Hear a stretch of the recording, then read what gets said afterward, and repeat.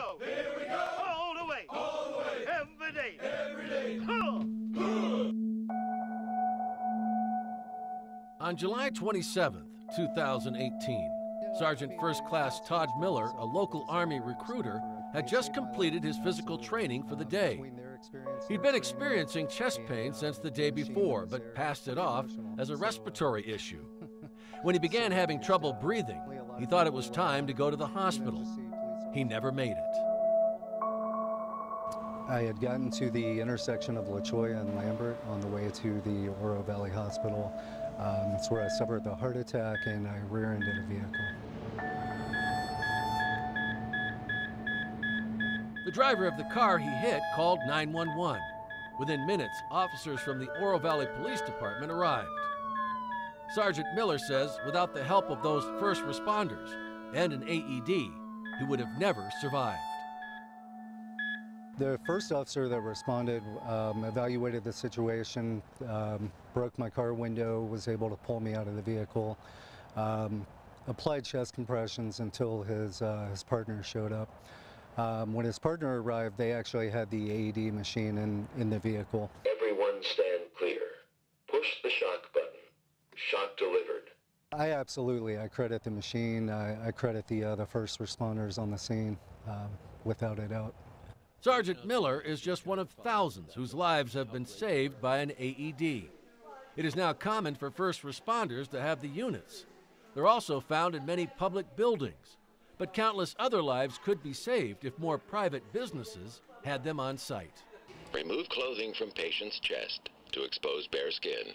Pull green tab to remove pads.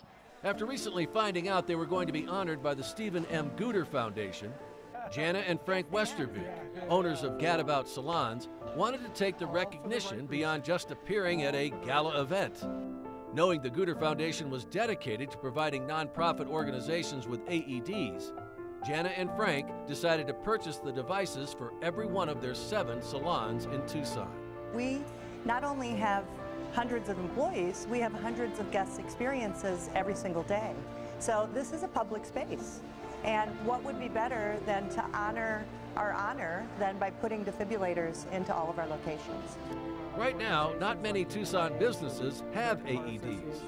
Andy Messing, the president of the Stephen M. Guter Foundation, says getting help immediately when someone has a heart attack is crucial. And the more places that have AEDs, the more lives that will be saved. It's so critical to get this device to someone within the very first 10 minutes. Every minute lessens a person's survival, and so I think now the prices have come down substantially, and they should be at all businesses. Frank and Jana Westerbeek hope that an AED will never have to be used in one of their salons, but just in case, they will be ready. We've never had an incident, but we do have fire extinguishers, and we've never had to use those either. So I think this is just our part in making Tucson a safer place. Push the shock button.